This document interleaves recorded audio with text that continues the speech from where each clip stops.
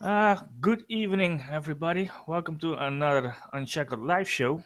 And today we got in a panel, we got the crazy wild Al Doba, and we got Veer Peel, we got Jack Sparrow, and we got Pascal, and Venom, and me, Dutch. Well, first, I want to tell you, we were planning to do tonight a base design, but unfortunately, Pascal, who wanted to do the base design, he's got some technical issues with the game. He cannot move his CC, and that's why we cannot do a base design tonight. And hopefully next week it is fixed, and then we will do the base design next week. So to cover up today, we will go through some shadow out bases, and after that we have an open topic, discuss whatever comes up, and YouTube, you can ask questions. We will go through them. So that will be about it. So how is the panel doing this evening? Pretty awesome. I'm Good. fucking ecstatic.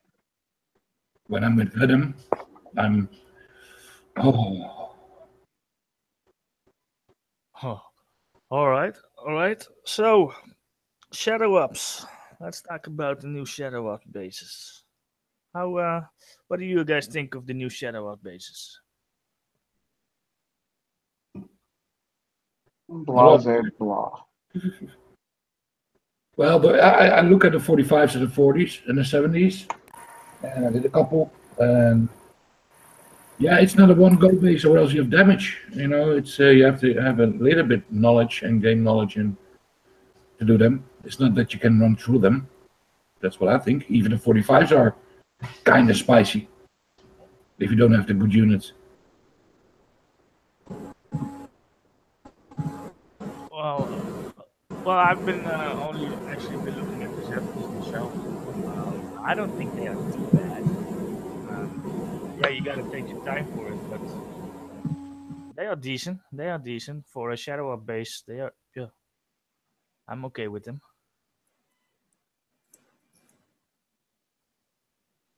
So, Dubba, Yep. what do you think about the shadow up bases? Well, I'm glad the blackout bases are coming tomorrow, but they seem acceptable. I mean, like Pascal said, definitely not one-go bases, but I like bases that can be picked apart and stuff, and where you can't just bulldoze it. So these ones, I'm looking forward to the. All right. Just So, read side chat. yeah, I'm reading it too. Looking forward to the challenge and figuring these things out. Pascal, we refer to those as pumps. Pumps, not vacuums, but very, yes. So, Fair assumption. I use an iron. My man. Dubba is going to show tonight the first shadow up bases, the base, the 40. So I don't know if you're already setting up for that. Sure. Let's pretend that I am. Okay. Well, you can start setting up, and then we can hear Jack's opinion if he's still with us.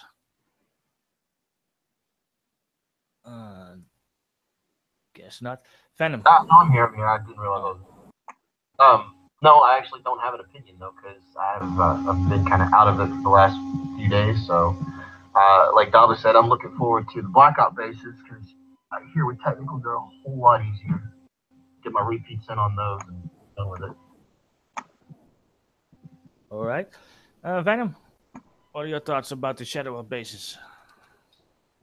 Well, as I just now started the thing with 5 days remaining, I'm looking right now at the 70.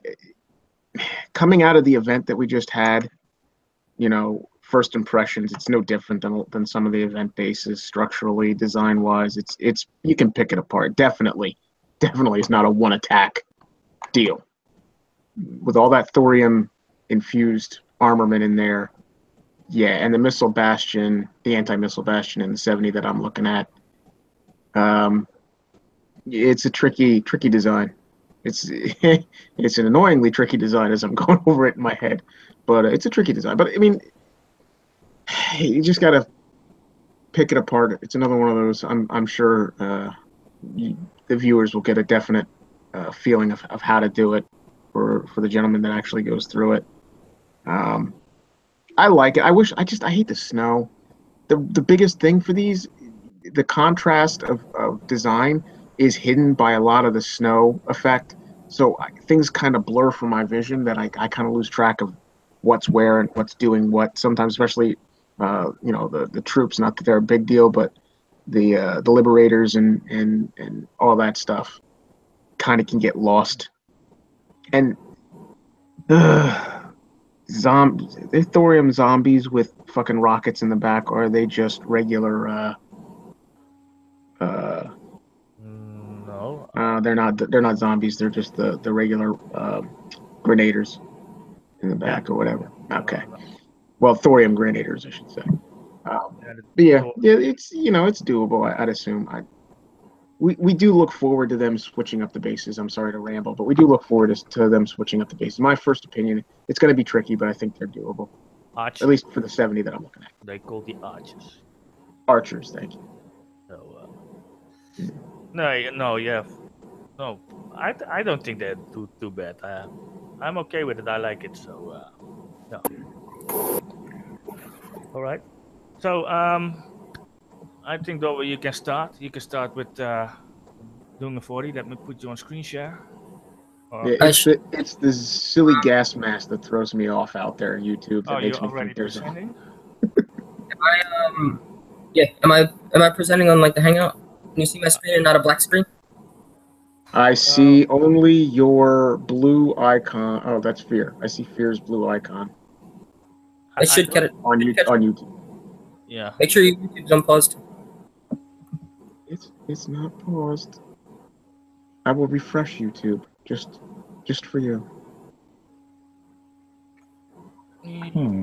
Maybe I should screenshot. Dutch, click on my name and whoever else has powers. Okay, I will put you on stop presenting, and I will put you. Venom put you already back up. Yeah, I'm trying to see if that would work. I'll take him back off if it doesn't work. No. Nothing yet so far. All right, I'll go back and I will remove you. Yo, refresh your Hangout, and then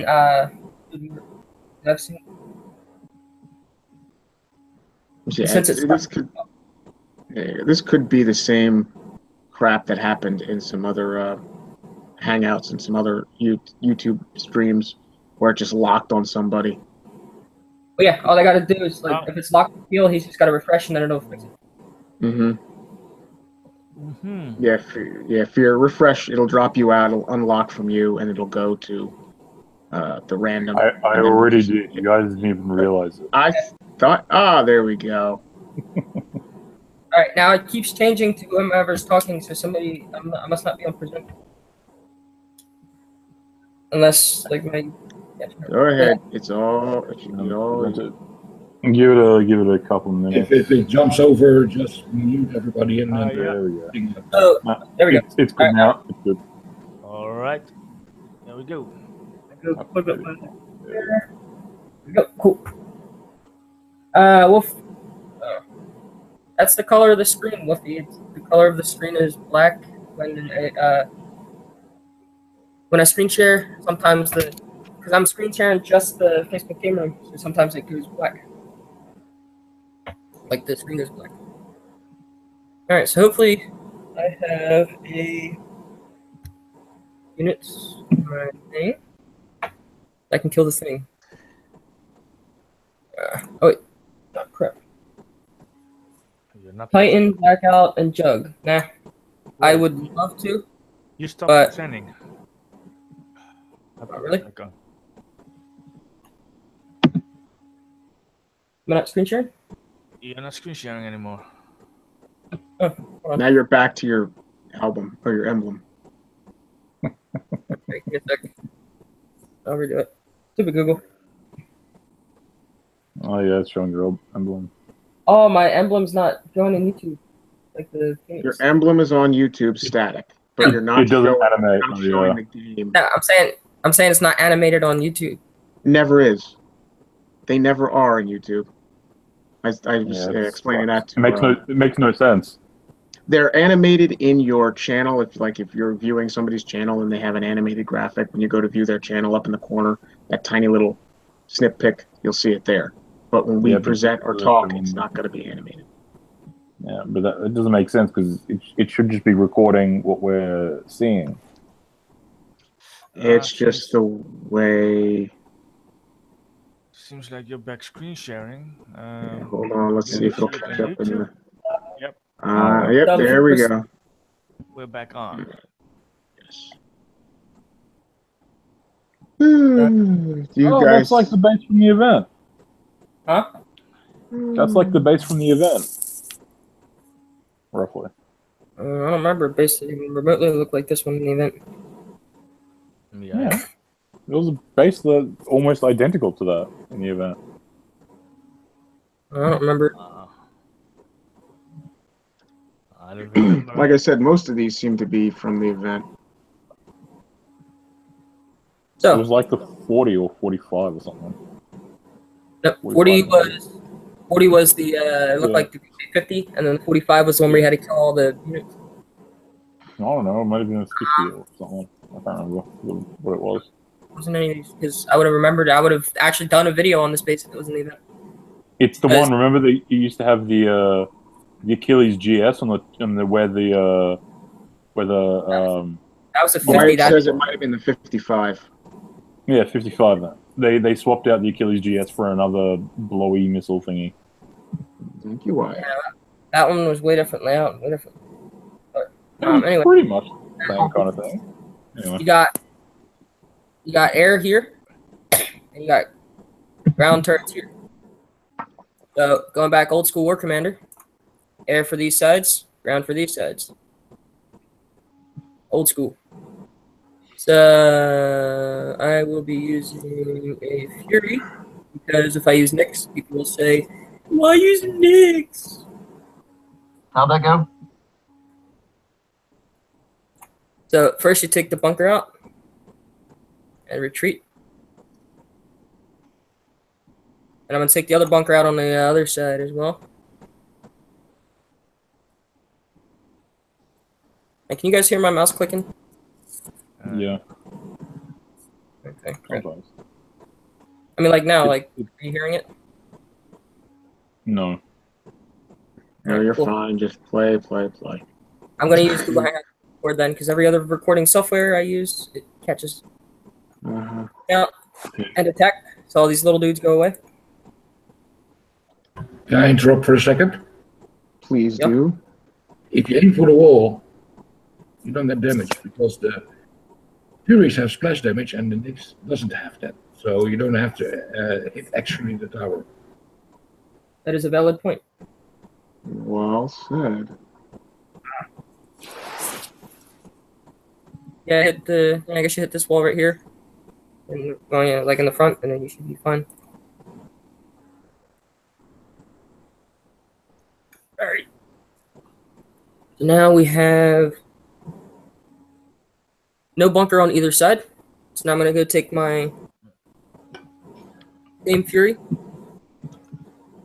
And that is not a Fury, that is a Valiant. Go away. There we go. And now we're just going to take all these turrets out. Obviously, if you use more than one, you can coordinate it to get more hits. Kill these turrets a lot faster.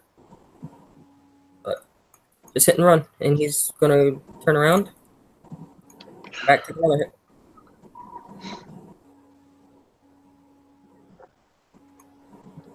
And just to speed up the broadcast, I'm going to use more than one. I don't know why Ruby is turning herself on. Just continue what I'm doing with one. You can show the people on the railgun that if you put the wall blocks, the splash damage will hit them too. If you hit like that one. In some cases, you know, for people See? And if you look to the support turret, it's almost gone. Ooh, I got hit by something. The thorium cyclone. No, it's the from the watchtower. Wall tower, yeah. Yeah, I got an archer. I was an archer bullet. Yeah, Yeah. it was from the watchtower. So for the lower level players, you see, you don't have to aim for the unit itself. If you had a wall near, try the wall instead of getting damage without any reason at all. And so, like I said before, you can just use one and just keep going back and forth, but I want to make this a 6-hour long base for YouTube. And I'm doing the same thing over here. And my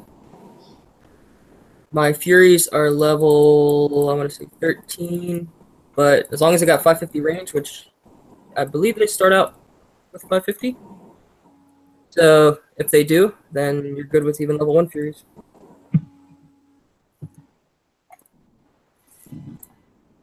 And oh wait, he actually comes out pretty far because he's like way over here and he travels there.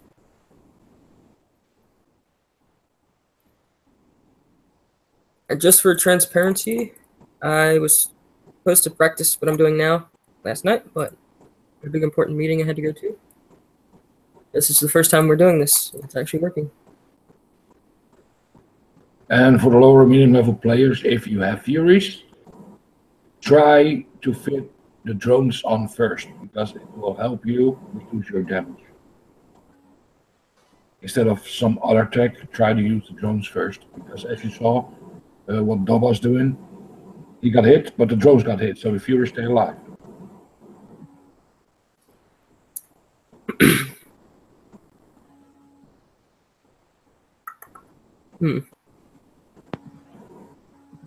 All right, now I'm going to attempt to hit the drone silo.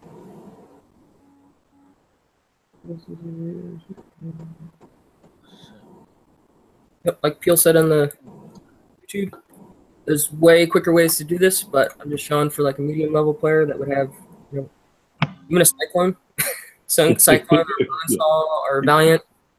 If people are crying that this way is too difficult, then fuck them. And obviously use more technicals than I'm using now for speed. But I would actually use a Vindicator right there, right on that wall. It'll knock that out. But I don't have a Vindicator with me. And I didn't prep a Vindicator tune. So, oh, nice. They got air stuff in that silo. That's awesome. So you really don't even have to worry about it. You could just send in any ground. You're better off with something with range and AoE. So this way, you could actually knock a lot of this out. Like one Vindicator shot right there. Yeah. Anything. You could send Liberators up there if you wanted. You could literally do anything. Why is he shooting the drone? Oh, that's a yellow jacket. Oh, maybe not. He didn't do too much damage. That's good. I mean, if your technical actually shoots at the drone silo, the thing that you target, instead of shooting the Hornet, then yeah, it'll take it out. It's probably the microwave that distracting your unit. All right, so then I want that little thorium howler dude. As soon as you start hitting something, he starts coming. So I need to get him out of the way. So yeah, another thing with War Commander is pick your damage. So I'd rather get damage from one unit, him, than him on all that stuff. So you drag him away and fight him one-on-one. It's like the bullies at school. They never fight you one-on-one. They always come 6 versus 1. Orc clans and War Commander. They never fight you one-on-one. I never had that experience. You experienced that, bro? You make one person mad, and then 30 people come and show up at your door.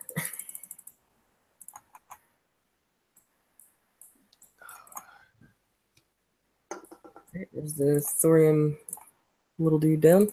Doba, I have a question. For this base, why you choose the regular machine gun for the technical? Because the flame do a little bit splash. So you have more. Absolutely. And it's a good question. This base has the cyclones, so I want to just use one technical just for the viewing pleasure of the audience. So the flame one won't hit the air. But yeah, if you're using ground, the flame one's better for the ground stuff. Like this floater here. If I brought more than one, yeah, I would have one Rocket that shoots Man air and then one flame. Yeah. I'd actually have the bullets because this way, because there's not that much that's floating. So I would this bullets hits air and ground, so I can hit air and ground at all times. The Rocket Man I only find is really useful for the Herald. All the other times I use these bullets. I agree, 100%. Alright.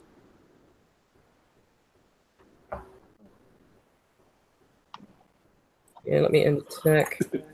Look at that heavy gunner standing next to those big dudes. So stupid. It just looks so stupid. Shadow Walk base. And of course, we said this before, you can use O-Titan, Blackout, Jug, Ardra, whatever, but shown how to do it for medium levels. Technical libs will work.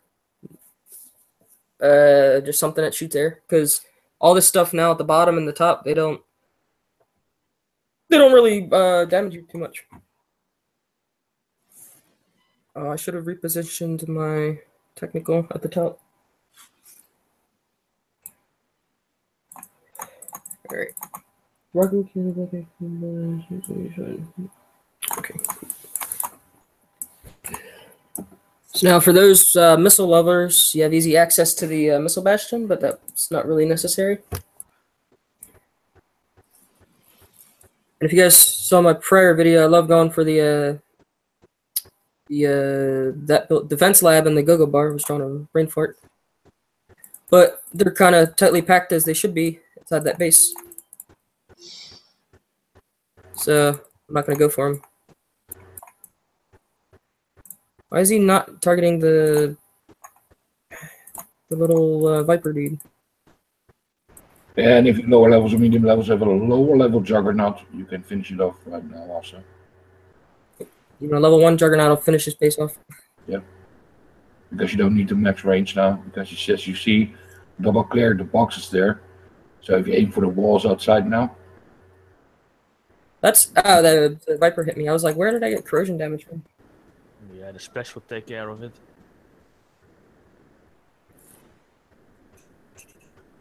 I'm just gonna go to the bottom now.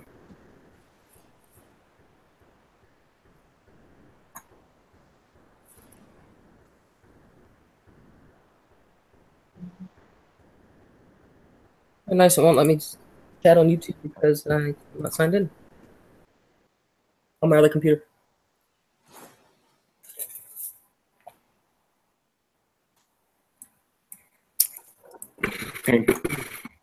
Paintball Wonder is just asking if anybody's heard from Shadow. Yeah, we hear from Shadow every now and again. Yeah, sometimes he say hi. He shows up. Yes, he does. But he's happy doing other games Hmm. and doing other stuff. So If it messages him, see if he wants to do a League of Legends show. And just kind of stream us just hidden shit.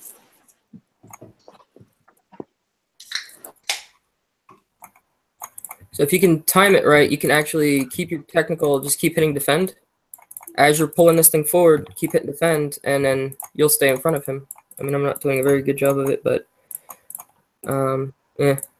Because if you go too far ahead of him, normally he see, he'll just keep chasing, and then my thing stops firing. So come here, buddy. Why are you running? Okay, whatever.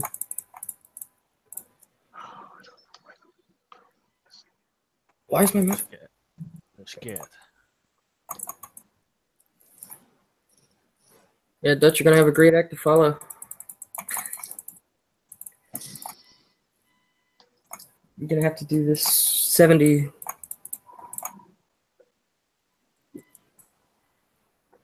Maybe that's what it is. I will do all right. I've tested around, tried a few different things in the 70. They're not too bad if you got the big units and stuff. But Just so you can shoot over the walls because it's a floater. You don't have to worry about killing the walls. You can just target the turret. Same thing with this one up here. I'm going to attempt to go over this way. This way the bunker doesn't hit me. And that breaks. nope, got hit anyway. Does Yeah. does the fadings do they the same, shooting over the walls? Everything that can shoot air will shoot air over the walls. It'll shoot over the walls, but the phalanx range is not great compared to like technical. Yeah. I mean, at the end of the day, you're not using technical. You're not using phalanx for their range.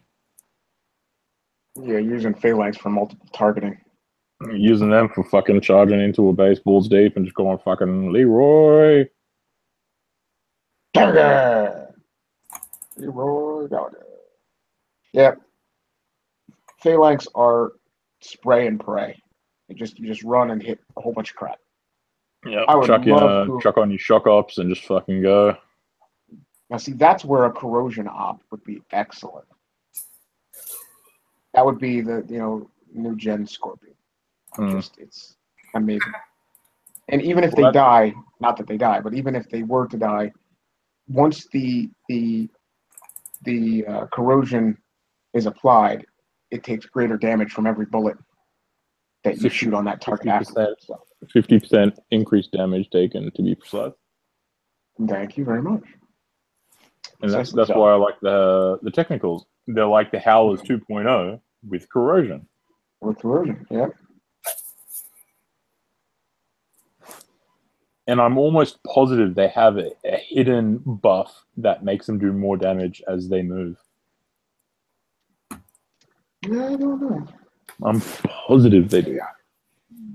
That's something that would be easy to test. Now here, I wish this path was open right here, because I would come at this angle. But nope, you gotta go around the artwork. My unit can't go over the artwork, but enemy units can go over the artwork. Yep. Like in the event. Oh, that hurt. Like in the event, I was doing one of these bases, and I was running from a unit, and it went right over this piece right here. Yeah. Remember the Ronin bases? I think it was. When you had all those Ronin spawn in the back, and then every now and again they would glitch out and they would just walk over the walls and you'd be like, fuck. Forget the Ronin, Jesus Viper for the win. You remember the river base where we could drive over the river with the Juggernaut? You could glitch kind of, yeah. Let's not speak of these things. Yeah, it's done, the river base, that one. It's done. Yeah, you could somebody that might put another base out like that. Nah, most of the time it was only like that one event that it wasn't properly working, but they like touched it up so that it wouldn't work properly. There were actually, in my own personal experience, there were 3 events where they had the split base design where you had like an island off to the corner. The river base. And the river base. But there were 3 different events where if you just happened to use either the right unit, which was like really fast movers, howlers, or whatever, or just happened to be in the right spot on the screen, it would glitch out and let you jump over the water and be on the other side where you could just drive around and kill shit. But it was most obvious that last event. So if you notice, you can I'm hitting the walls. The reason I'm walking these walls up is to get some of this aggro stuff before I get that Overwatch. I'm trying to get that little howler thing, but I doubt he's going to aggro at me. But if he doesn't, this will give me an open pathway to get the hunter. Well, you could just run it down the bottom side. You should aggro if you run down there, I think.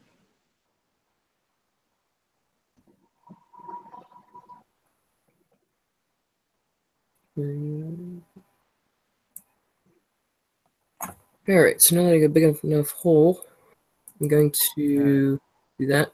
Try to get this one to aggro. That Overwatch is hard to see with the angle it's now in. Come here, follow Uncle Dava. There you go, use kick size range against him. Come on, oh, no, don't do that. There we go, here, we'll just battle it to the death. So you stop running. Come here, buddy.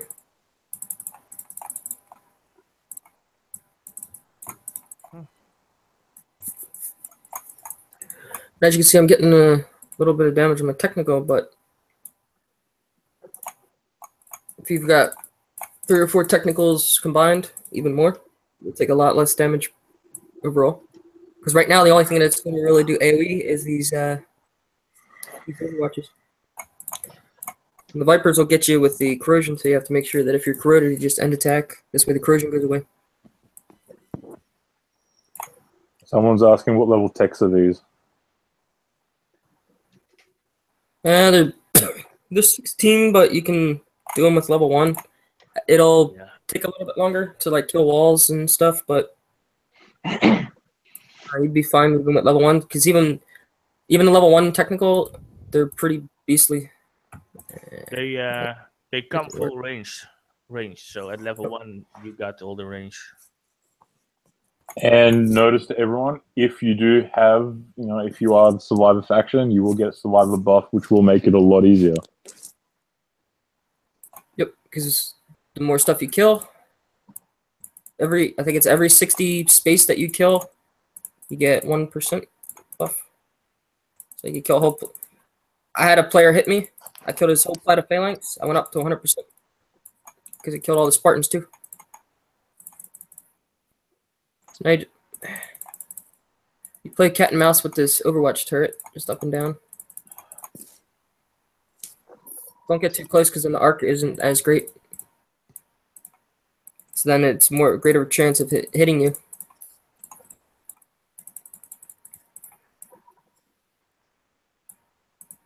Come on. This is the most annoying part, is killing this Overwatch. Why does he keep aggroing at the hunter? Alright. Now I can finally get into the killing of... You guys saw that, right? I just charging right in, like he's just not even listening to me. Alright. I want to kill that go-go bar. This way the turrets will die quicker, and I want to kill that defense lab as well. This way, now they won't do as much damage. Kill the power plant, even though the turrets aren't really doing anything. And this little triangle's getting on my nerves. Yeah, because you target that wall and not the one that I told you to target. Good job, technical.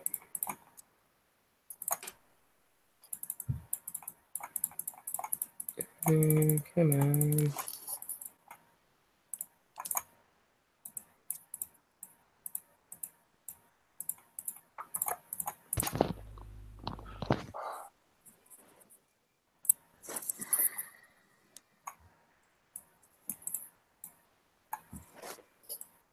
Alright, let's see if he will actually listen to me and target the wall that I tell him to. Of course not. Wow, that Overwatch has some range. There we go. If there's one thing I hate in the base, it's that Overwatch. Not the Overwatch, the little triangle thing.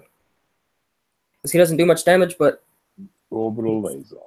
Bloody orbital laser. Bane of all existence. Yep. I remember when that first came out, and then they had the fucking like a radar jammer. Yep. That thing was a fucking bitch. I'm I mean, so happy they decided not to keep going with that fucking radar jammer. well, in reality, they did. I mean, they've altered it slightly, but technically we still have it. I mean, the orbital laser building became our orbital hammer, so we got what they had.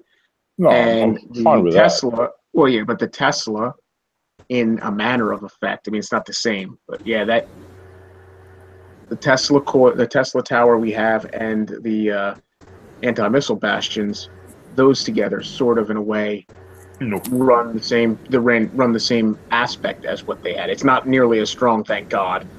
The radar But, jammer was a again, bitch because it fucked up everything because it changed the range on everything, so you ended up not being able to get your timings right on anything, and you had to every single base became different because you couldn't say most people know how far they can take a certain unit because they get used to seeing its range, but then that radar jammer fucked it up on every single base because you couldn't get that new range work properly. I wouldn't mind a 5 or 10%, but I think that was like 30%. That was way too much. Yeah, it was pretty rough. And because it's a percentage, it's not like an exact figure. So for every unit, it would change completely. It'd be something completely different, and it was a bitch. I have a spreadsheet for all my units that I actually used and the reduction in range, Yeah. like the new range, and it sucked. Thank God it was a time where we were only really using vanquishers.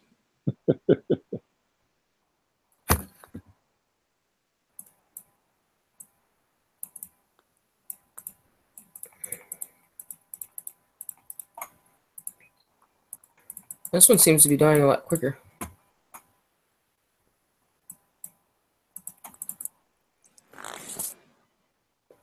Yeah, those technicals are very soft.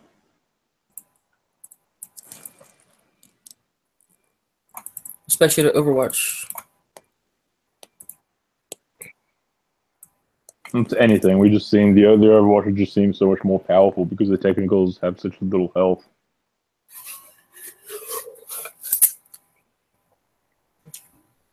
There's nothing else left in there that's going to hit you, is there? The bunker. Is there anything in the bunkers, or are they just The militia. there are militia in there? Or should be. There was militia in the other ones. Yeah. Oh no. Nope. Oh, don't that little heavy gunner. It looks like he could hit me. Fuck, he's gonna kill your technical. He's gonna fuck you up. I'm gonna do a random act of kindness and give this base away to somebody because I don't need it for shadow ups. Yeah, because you're gonna end up doing 270s anyway, or whatever. Nah, I'm doing those boss bases tomorrow. Oh yeah, the boss bases. What about Oh look, the heavy gunner started chasing me. that? And he ran away. Here, let's Where's let's see if You we'll might, as even. well, you might as well just end attack. Oh yeah. There we go. Oh, you lost. Just ran him over.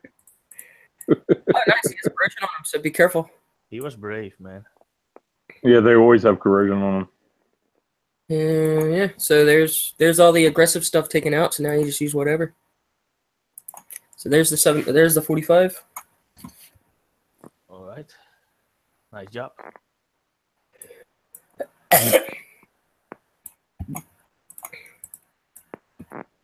So, all right. That's me then. Oh, now my chat's not gonna work. Now it's time for Dutch. All right. Dutch is gonna smash you out of fucking 74s. Technicals. I am bringing my Jericho. You shock ups at all, or are you just gonna go No, in with I'm not nothing? No, I'm not using shock. Alright. I need to go first.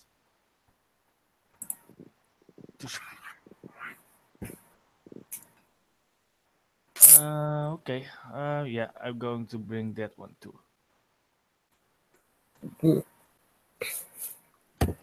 So, Juggernaut and Adra.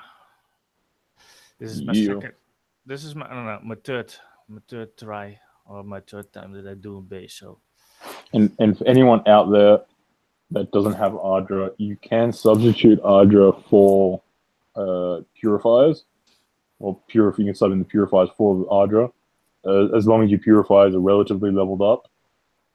If they're not leveled up, then fucking get on that shit. no, they are awesome. They are great shields.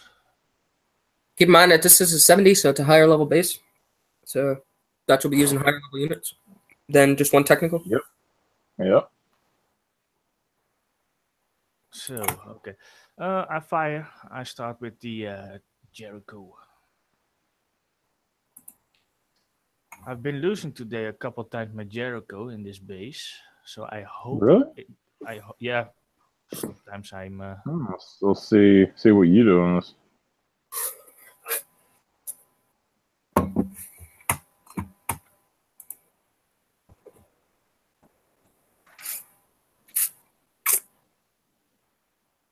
Oh no, you got hit. You got hit, Dutch. You got Yeah, hit. but it's a scratch.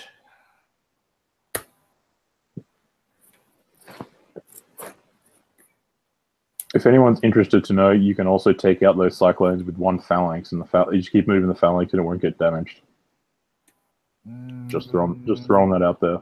What do I want? Oh yeah, I already know. You want a unit that shoots bullets. Something that targets ground. So I'm now going to take out that bunker with this. I don't know why. I was gonna say save the bunker since we can hit that railgun. No. No, you don't need to. Dutch goes in from that side. I go in from the other side when I do one. You? Okay. Juggernaut just drives off a cliff. Okay. Yeah. Goodbye, Juggernaut. Oh, going over there.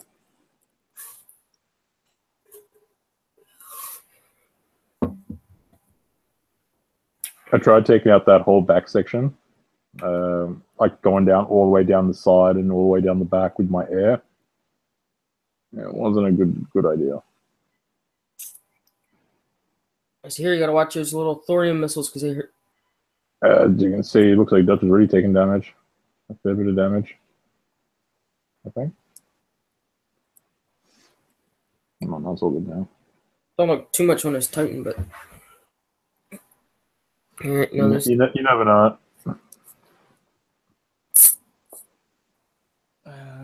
And the Jericho. So Oh. And a pro tip: don't use your growler in here because you have until you Vitals. use virals because that microwave is specifically set out. I think just because people were putting Jericho in the other base, so they put it on a microwave to reach out at 700 range. And what Dutch does is very smart to take out those billy goats first because the fire of those billy goats even deals damage to enemy units. So they were pretty fucked up units.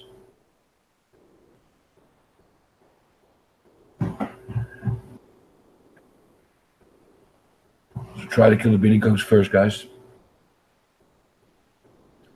Oh. If you have a spare 10k middle, shotgun right here would help. Almost got fucked up there, Dutch. Use your air for that. Yeah. I just got a quick reaction. Yeah. Dutch, if you have a howler with a shocky howler, you know. Yeah, I know. Yeah. What you're saying. Yeah, bring something with shock. It helps that. Or run shock ops if you're planning to do a few of these. Or put a few air over the top. Because you still have about 1350 space left over.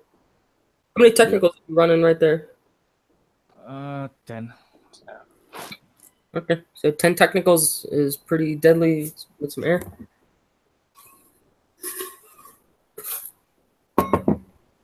We're looking for 18 in Raccoon. So what I'm going to do now, I'm going to target this one with the Juggernaut. It should put me out of range of both the missile silo that has the GS rockets and the railgun there.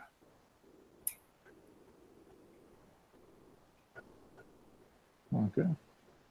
I would be really surprised. Do you get hit by the bunker? Nope, shouldn't be. Wow. Oh, cool. I do the same thing from the other side, and then I work my way in. All right. Well, then I might have farm on these if they don't do the boss bases. Like, Thinking.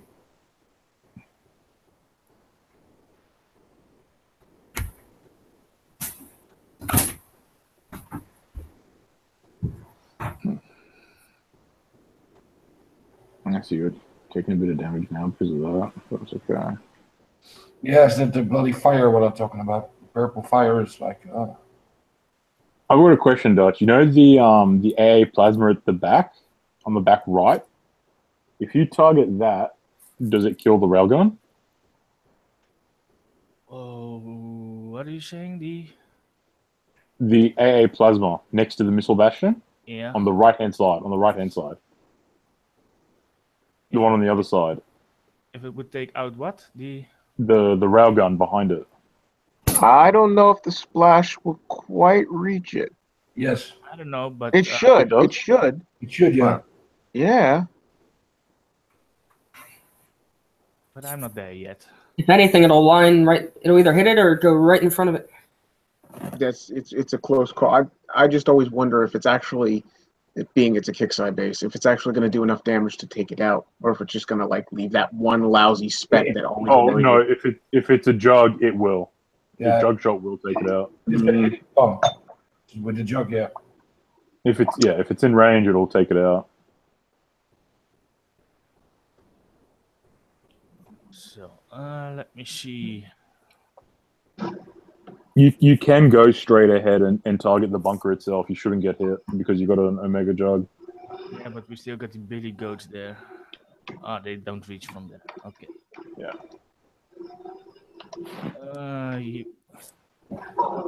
Juggernaut, you can go. Technicals.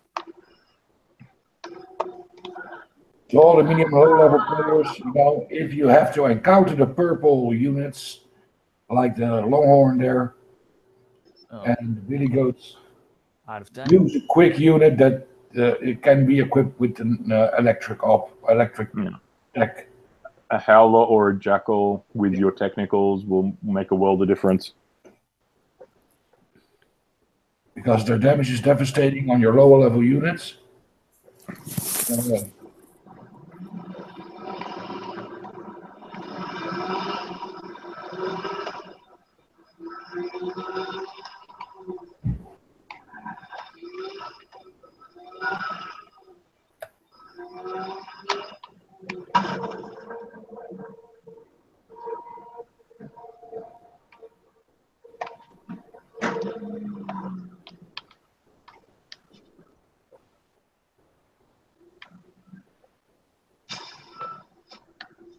And probably better off taking off the gun on your technicals.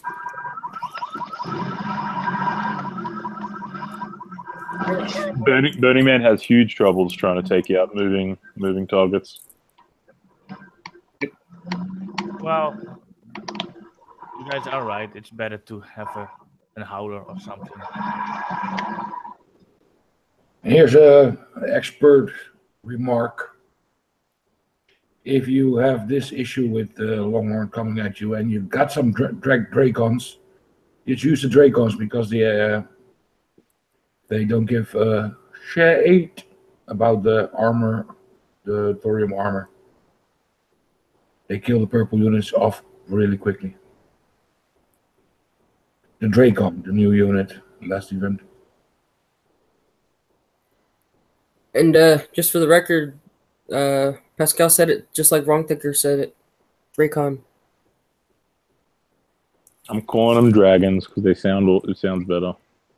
It's funny. I actually put Dracon into the Google Translate, and it auto translated it as Russian, and it came up with the dragon. Oh, it did? Yeah, it legit came up the dragon. There you go, guys.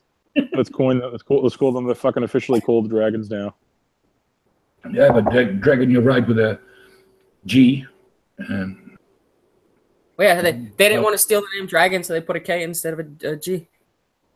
What? Hold on. What if it actually was like a typo by Kickside and they meant to put dragon and somebody typed out? I doubt it, but that would be pretty funny. Even if they will deny it in all ways possible. Yeah, see, Dutch. The only thing I think we need to find a better method of it is taking those outside units, because your air did take quite a beating. Yeah, I'm. I was also thinking maybe testing the next time with the Furies. Yep. I But think Fury that's could be good. that's You that's got always how it goes with new bases. You test out, you see what's happening, and if you're satisfied, Yeah. Yeah, if you're because not satisfied, I tested. you do it different. Yeah, I did a test with air, and I was like, nope. I think I took like 8 hours of damage to my air, taking out that whole backside, and that was just with Titan Sandstorm and Blackout, just running them down the side and then down the back, and then back up the other side.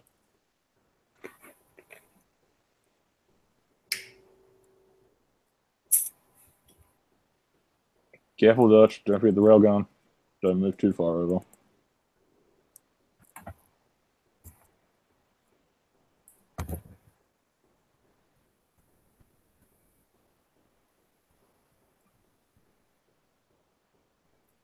Shit.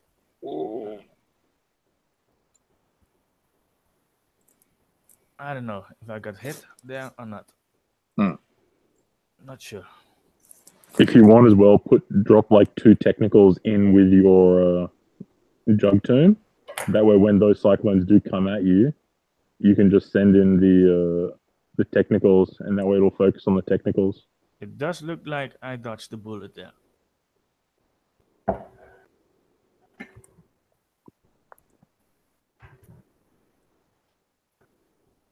So okay, I will target this one.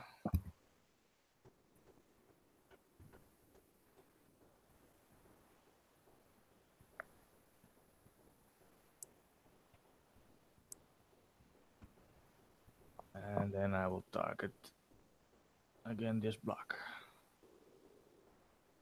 Can you actually target the that AA plasma?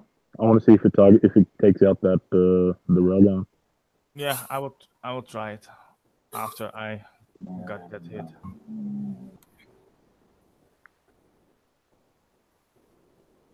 That's not good there. Where he needs to go.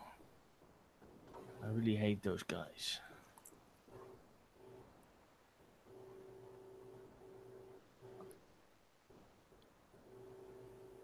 Yeah, so look at that range. It's just ridiculously stupid.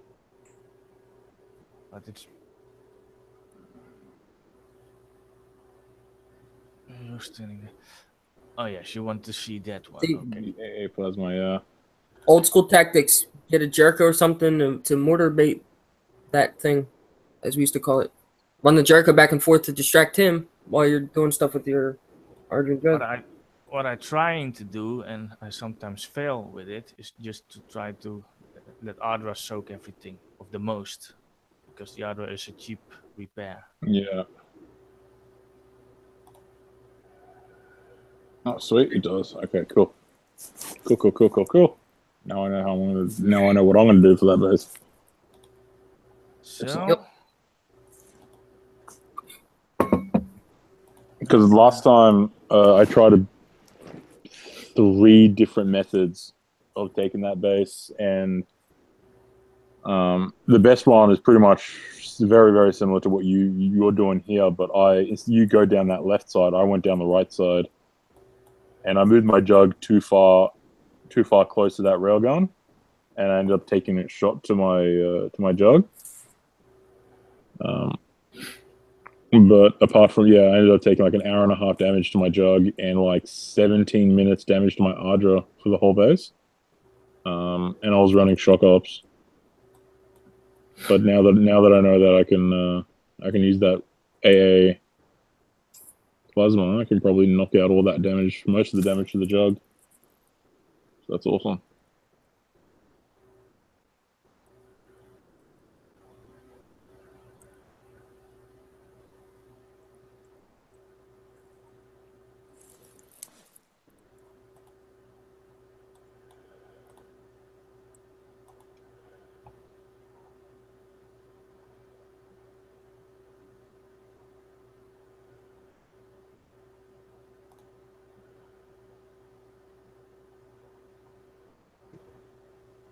Done. Good job, Dutch. Let's see if you get any good tech. Oh, gold tech. I could do better here and there, but it was still my third, so It's the method that's the important thing. So, I mean, you've shown people the method of how to do it. Shaving repair time off just needs practice and testing angles and stuff, little things. So, all right.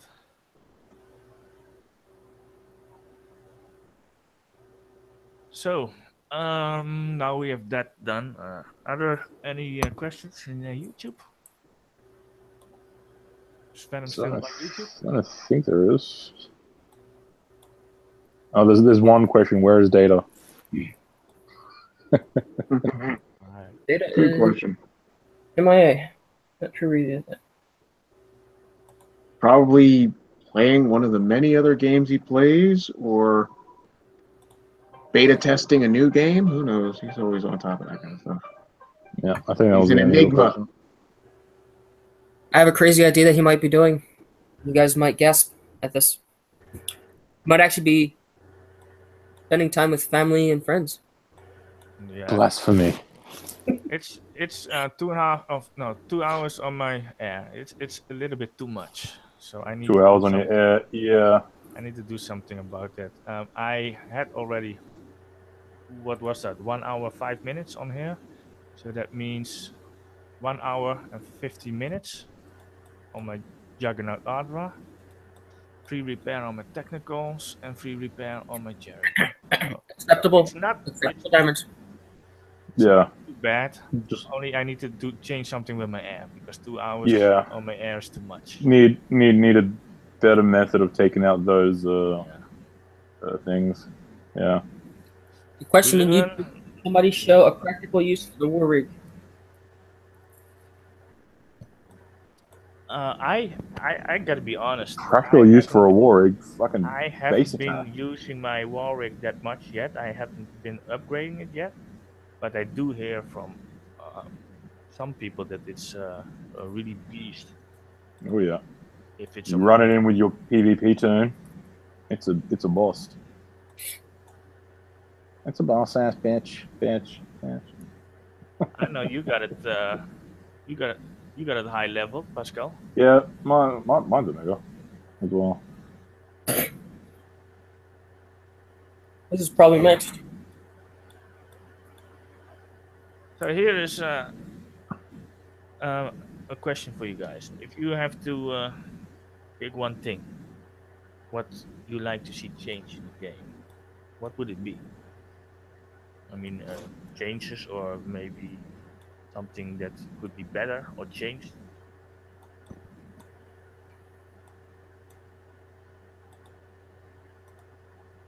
Oh, I'm still here. Yeah, I thought I was muted. I'm killing a base. Yeah, sorry, guys. That's all right. I thought I was muted, so I need to check real quickly. Don't worry, you didn't say anything. What I need to, I said it last Wednesday, I would like to see a couple of seconds more between the attacks if they attack your base and they actually have the time to press repair, you know? We actually I brought that up in the pre-show, talking about that. Like a 30-second cooldown timer between attacks. Yeah, that'd be kind of but cool. See, my devil's advocate to that, playing the other side of the coin is I'd rather them not, because that also affects the person on the outside of the base attacking. Now you have and Dutch brought up this point. Yeah.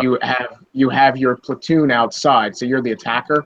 Your platoon's outside, and that alleviates your ability to get in quickly because you're giving the defender more time, which means his friends can assist him in sniping your platoon while you're waiting to get back. That is true. I'd rather see them consolidate the pop-ups that they have to allow a player to just click one repair period. Repairs, everything. Yeah, rather than it's separating your platoon and your base buildings. The base buildings really should just be if you're coining your platoon repair, your base building should repair with that at a much, more reasonable rate. A discount, I could stress nothing. It should be free because you're paying to repair your base platoon. You might as well get the buildings for free. But this is Kixeye. That's not going to happen. But it should certainly be mathematically adjusted so that it's not nearly the amount that it's currently at for your buildings. Yes, but they can make the process, if you are outside waiting there with 5 tunes, the moment you hit attack, you can be in attack, but you need to load a little bit longer. Yeah. So you can save the attacker his platoons, but I agree. I just worry a little bit about like how many lagging loading issues do we have? How many? I just it's my own philosophy of it'll get screwed up somehow. Yeah. I could see it working. I got an idea. So what? The attack ends, right? So right after the attacker goes in the base again, but then the attacker is in the base, so you got the icons. You're in an attack, but then it gives you an ability, one tap or something, or 10 seconds to repair, or what you have to do. What you want, like well, you not want to 10 repair seconds. your platoons. You've already got 10 seconds if you're in your base. Yes, Yeah, but even then you don't have the time to press repair. I know, but I'm thinking, what if they did it to the point where, instead of 10 seconds, it would give you like a attack, like in progress or something, and it would give you like a countdown time. Instead of 10 seconds, it was like 20 or 30, maybe 20 seconds. yes, but right now in the 10 seconds you can do nothing, and it doesn't save. I know. What you do in the 10 seconds, it doesn't save, so it's lost. Especially if you're sitting there trying to defend yourself, like in the attack, and then they've gone, ended attack, hit leave, and quickly gone back, hit your base. You don't have time to watch the screen saying defeated or victory, and then get out of that, then reload your base, then have everything in your base load up, and then try to press something. You've got the countdown timer, it's already hit, and you're probably down to like 2 seconds or something, and you can't do anything. I think if they upgraded that to like 20 seconds, would be pretty kind of cool. Yeah. I mean, there's many a time where I like to use my my power plants on full, even though it's not necessary. I do actually use it out of force of habit. Yeah. And there's many times where your original attack, you're like, God, if they just gave me another 2 seconds, I could have moved a unit or swapped out a unit for something and turned on my power plants. But it's one or the other. It's not everything at once. And that kind of you get so frustrated because you're trying to do multiple tasks at once that you end up forgetting something that's far more vital because your brain is, for me, my brain on some other page. So let's say if they click up the countdown from 10, let's say, to 30 seconds. No, 30 seconds. Yeah. Yeah, 30 seconds is too much. Well, then do it 20 seconds. So the defender has time to do something, and the attacker is already in your base, so safe from the snipers. Yep. That's it. And that makes also a little bit harder to abuse it for the jumpers, because you cannot jump because they're already attacking, but they give you a chance to hit your repair button. Or else they're going to exploit the shit out of it and jump every time, hit and jump, Not necessarily just hit the repair button. If you want to try to swap anything out in your base turn, give you a chance to do something. It was intended. I remember the first days that we did that too. We swapped out, I think 3 years ago, we swapped out our units. 10 seconds is just not enough time to be able to do it. I remember sometimes you were just able to hit that repair button just in time, not necessarily coin one, but just the normal repair. Oh yeah, but that's true. My teammate is Scooby, and he coins a lot, and he want to hit that coin button. But nowadays he cannot hit that coin button. And I think, it's just for me, for me, it's I don't mind because he coin less. But for Kicksai itself, you miss a lot of points if you do this. Because he don't mind coining half his base instantly. And I know a couple of more who do that. So I mean, I don't think too many people will have an issue with increasing the battle timer from 10 seconds to 20 seconds. I don't think none. I think that Here's the thing. With the battle timer, though, you can increase it as much as you like, but you have to have stuff save while. So, like, you're going from counting 20 seconds down. Yeah, that's true, but I mean, at least it gives you a chance to try. You get an extra 10 seconds to try do something. Yeah, I would agree. And what I actually would like to see, I was yesterday kind of we are in war now, and I was kind of scouting with my with my tower radio of the radio tower. But if you're scouting another base, I would actually like to see what people got in the bunkers. I would like to see that. Yes. I mean, that will be. And the drone silos and stuff. Yeah, that'd be awesome.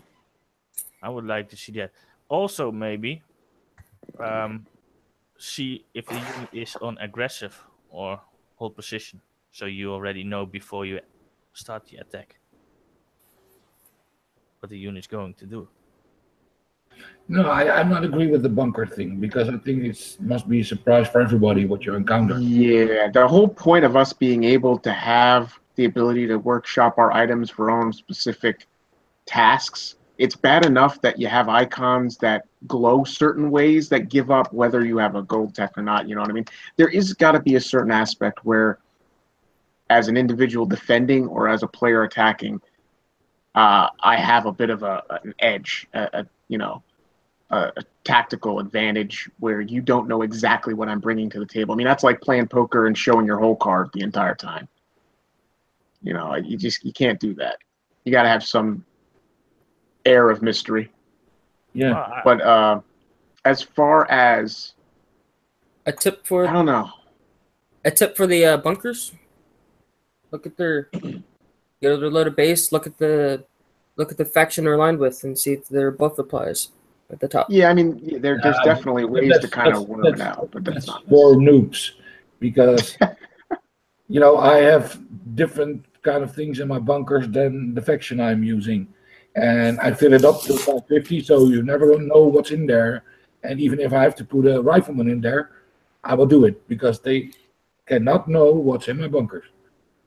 Yeah, with Pascal and players his level and his strength, he doesn't need the buff. He doesn't really care. His units are set up specifically to do what he needs them to do, buff or not. So well, I have a simple vision and a simple, maybe is it lesson or something. It's not about the buffs. It's about the different types of damage you deal to people, because they make specific units immune to area damage. So why you use only area damage units or turn tops? Use also sustained damage. You know what I mean? So what I try to do in my base is create an atmosphere that I deal every type of damage. So if they bomb rush me with, for example, with Phoenixes, I want to deal different types of damage, because if you do sustain, you take one damage, one Phoenix at a time. If you use area damage, you have, the whole group. You need to mix up, and that's the art that we try to do, create, because, what do I have to deal with? Okay, it's 50%. I'm Corpus, so my units in my base will not get a greater damage than 50% of. But am I a defensive player or I'm an offensive player? I am more offensive player. I like to see my units less damage in an enemy's base.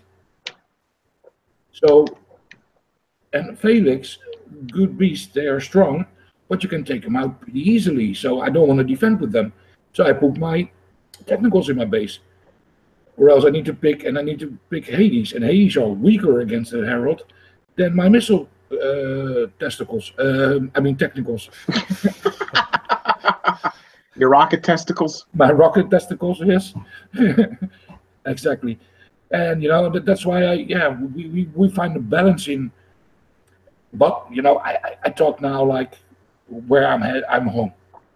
But in every sector we go, we see different attack styles, and we adjust to that attack styles, and that's where the first discussion came back. You need to adjust to every sector because everywhere they fight differently. So yeah, we are kind of like, okay, our units are maxed. My Dorons, what's it called? My Dracons are maxed already. So we need to find out how that unit works, and then we can talk about it. And what's effective? Well, I know now Dracons are fucking strong, but for a bunch of Phoenixes or something, it's all about the take again.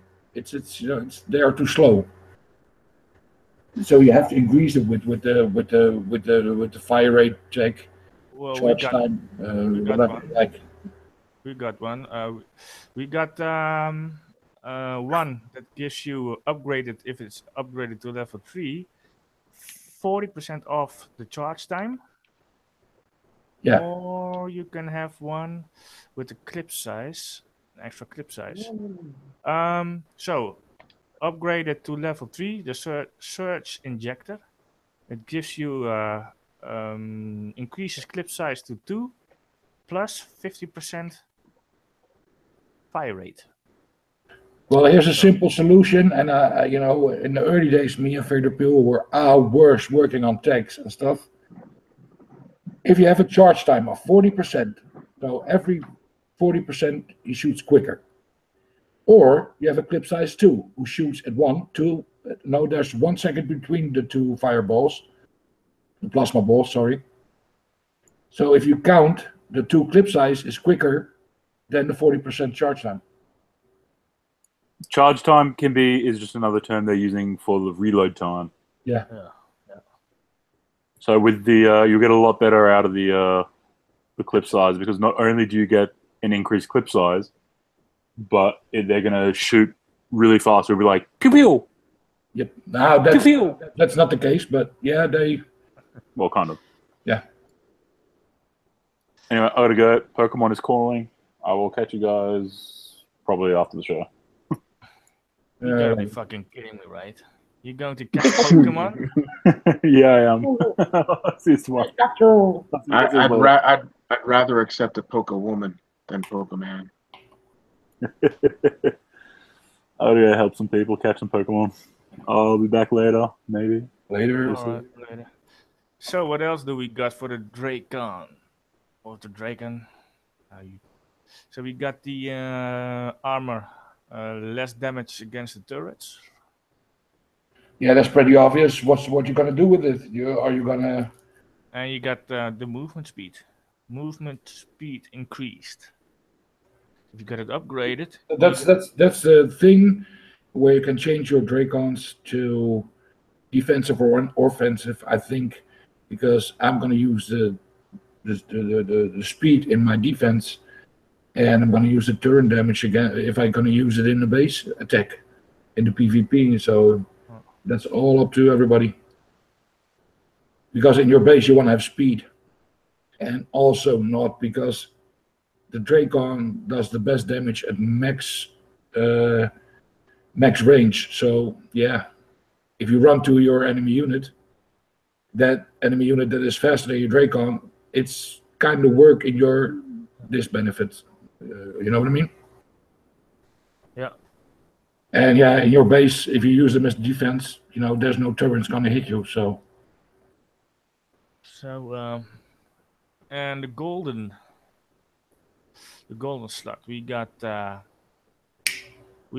extra damage on max distance. If you got it upgraded to level 3, it gives you 100% damage at max distance, 100%. So I figured that gives you 100% damage buff on the max range. Yeah, and remember, it does its most valuable damage rate at its max distance. So the further you are from the target at your max range does the most damage to begin with. Yeah. So this Yeah, is it's a 100 on plus top of that. It's in awesome. 3 ranges or something. 25%, 50%, and 100% or something. I don't know exactly. But bear in mind, it's a good tech. But if you got a quick unit that can, for example, bunker phalanxes. If you click the phalanxes that are outrange, and you click the phalanxes on the bunker, your Dracons doesn't have time to fire, or almost not fire. And the shorter the phalanxes are to the bunker, it deals less damage. But that tech says at max range, so I don't know if that will apply if it's not on max range anymore. It's Nope, what I it said. shouldn't. What I said just now. If they are shorter to you, you get less. You get less unique damage bonus. Yes. Yes, but Juggernaut never outranged those balls, so you don't have to worry about that. And if you only want to use Dracons for your heavy units, I don't know. These days in PvP, they do a lot of Phalanx spam, so you're gonna go for the splash damage.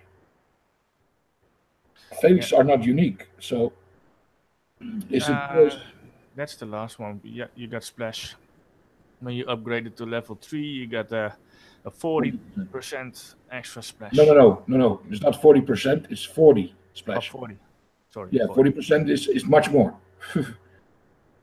Yeah, you're right. I'm sorry. Because It's each 40. each unit has a numerical value of splash that we don't see, and then Yes, and then so that's 40, add 40 add additional to that add whatever number splash.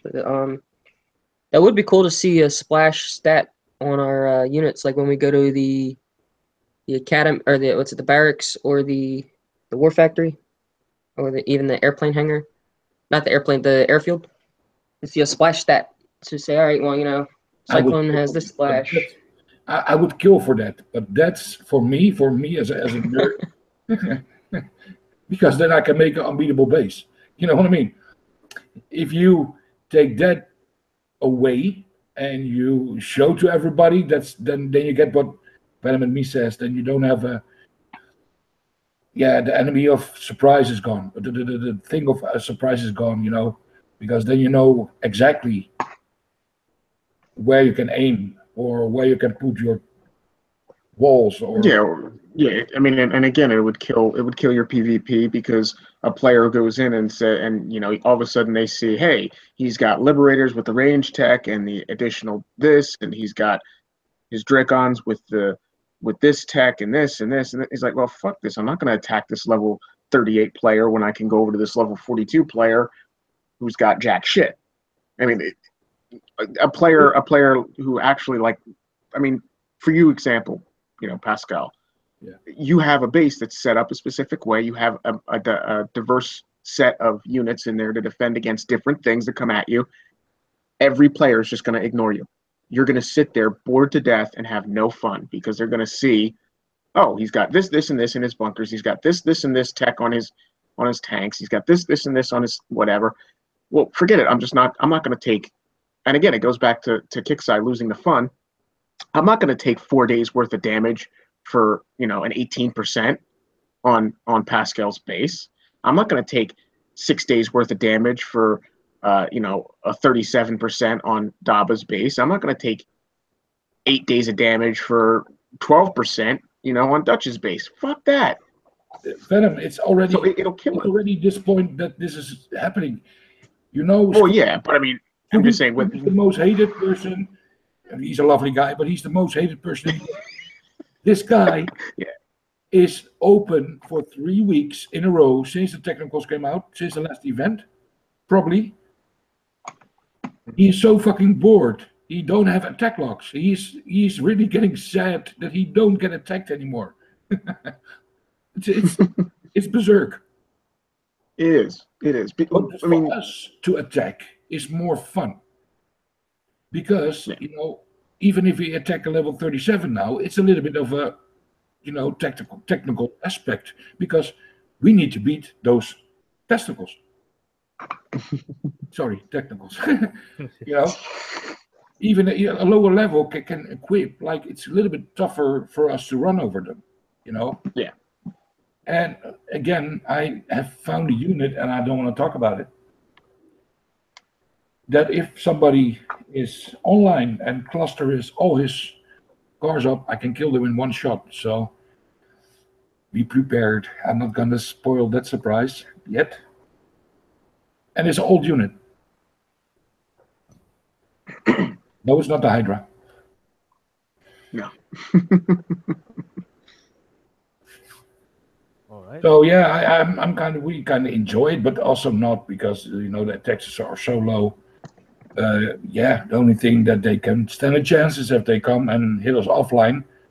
But you know, 9 of the 10 times before we go to bed we do a selfie, or we get by another player to give him his PvP or something. 1 star, 2 star.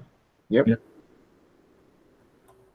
So yeah, you can take us offline, but you know, it's really boring. It's since the technicals are out, you know, we barely are not attacked. So imagine if they can see what's in somebody's base.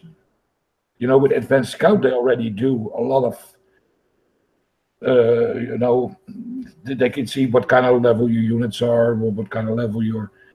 Yeah, that's not hard to see if you're, at least if you're not colorblind. The turrets, tops, the turrets, you know, and everything. Mm-hmm. They expose already so much. So if they expose the bunkers too, then it's what Venom and me say, you know, it's no fun anymore. There must be an element of surprise in the base. Oh yeah. Well, I kind of like be prepared, know what I'm fighting at, know what's coming at me. Yeah, but you know, I do. we are more experienced players. It's like what I said to you today, halfway today, when I advanced scout your base. I look at your mines. I said, okay, they're good spread out, but I see a hole. Mm-hmm. And if I attack you, and if you're a nerd player like me, I bet you that my Felixes go through that hole. Yeah. You know what I mean? Yeah. And if I know what's in your bunkers, I probably won't take the Felixes, but I probably would take my technicals. You know what I mean? Mm-hmm. Yeah, I do understand that what you guys saying, that there has to be an element of surprise in it, otherwise it's not fun anymore. And you know, guys like us are mostly protected with 16 layers of friendly fire, so you need to scout a base before you go there, because you want to have your units with you that you want to smash your base with. And a lot of people don't even use the advanced scout option. You know, they let the radio tower like it is, and bye-bye. I actually try to use it every time when I'm entering a base that I don't know. For me, if I am in a war, those 10 are too short. I would like to have a couple more. If you are in a war, I would like, yeah. I'm one of a person. Every time when I'm going into a base, I use the advanced scout. Oh, but that's the fun. I don't do it on purpose, because we have a small group and we are just a couple of people, 3 people, and we share the losses. So we're not gonna smash a sector only one person. You know, we share the losses. If they're online, then for example, Scooby goes next base, I go. You know, so you share your advanced scout too. You know, I get backup from Bonnie and from Scooby, like they snipe the tunes and I can go in. That's for that, like that. It's like, okay, they say they are coiners, they throw all their money in there, but no, we don't, because we mostly flat most bases with maximum 2 tunes, and that saves us money, because I can go there with 5 tunes. Like last week, there's somebody attacked Bonnie. He loses 5 tunes. He had 5 tunes of Felix, including a Juggernaut. He lost 57 Felixes on one of her base, and she was not flat. That guy's hurt. He said, yeah, but only 4.5 hours each tune. Yeah, times 5. No, I'm not going to lose that. So you three combined have 30 scouts. If you're sharing in a hangout, screen sharing, and then you got combined the 30 scouts. So that's Exactly. a nice number. And that kind of tricks we use, and that's what makes us a little bit different like the rest. And well, you bring up a point that is one of the leverage things that I try to get Kickside to understand. Like you said, it's 4 hours. The player you're going against says, it's only 4 hours repair for my tune, but you multiply that by the 5 tunes. It's not the singular unit repair time. And Kickside plays this bait and switch game with us, saying, okay, well, we reduced platoon repairs by a certain percentage, and that unit has its repair time reduced by a certain percentage. But it's not the singular unit's repair time that really hurts the player and the fun of getting in, fighting, and then repairing, and then fighting, and then repairing. Because we all remember the days where, even of mega tanks and their extended repair time of the day, where you could go in there, you could flatten a base, quickly repair it, and then flatten another base, and you were able to coin those kinds of repairs and have fun all day and spend 3 hours attacking multiple players. It's the sum total of all of those units, and the units themselves are so vastly different regardless of value and power, because Kickside makes up these ridiculous power ratios where, this is worth so much, but I just don't see it, because there's units that are pointless to have in the game right now that have these ridiculous power ratio values. Kickside seems to esteem on that, to give to them. But when you add everything up, especially if most players have their bread and butter units that they like to go to for specific things, phalanx over, well, now it's the technicals over the phalanx, which are over the howlers, as we progress through the game. But you add all these things up and you see these ridiculous repair times. You have 5 platoons you bring to a base. 3 of the platoons are over a day repair if they're completely wasted. And then maybe the other 2 platoons you just throw in there just as cleanups or just as hole busters, and those can be, 4-hour repair for that too. So you go in, you hit 1 or 2 people, and you can't rationally expend that kind of gold. You cannot sit back and hit 1 tune or 1 player a day, because you're out for a day or 2. Kickside really needs to get a grip. I'm honest, even that we coin, Yeah, but not like you used I'm to. not gonna put my jugger in a PvP platoon anymore. No, even with the PvP reduction, it's just not. It's great, but Well, I'm glad that last month they changed the prices also, because no matter where it was 50 coins, a full platoon of Felix. But now they changed the prices in the PvP tunes. And if I compare one Juggernaut 14 hours repair time in my standard platoon, or I compare it to 12 Felixes that deals a lot more damage in the base, then why I should put my heavy stuff in my platoons, because it costs me more if in the end of the day. You know what I mean? yeah, exactly. Use your cheapest units in the PvP tool, not your most expensive units. Mm-hmm, yep. Most expensive units I use for PvE. My Ardra, my Hydra, my everything, name it. And the only thing that I use in PvP is nowadays is the Warwick, because I just simply want to try it out. I want to know. You need to master. You need to master a unit, and that's why I use it. You get your testings in. Testing, concept testing. That kind of segues into that question you wanted to ask. You want to marry me? No, Oh. I said question, not proposal. So, Venom, do you got something you would like to see changed, or did you Yeah. got the same?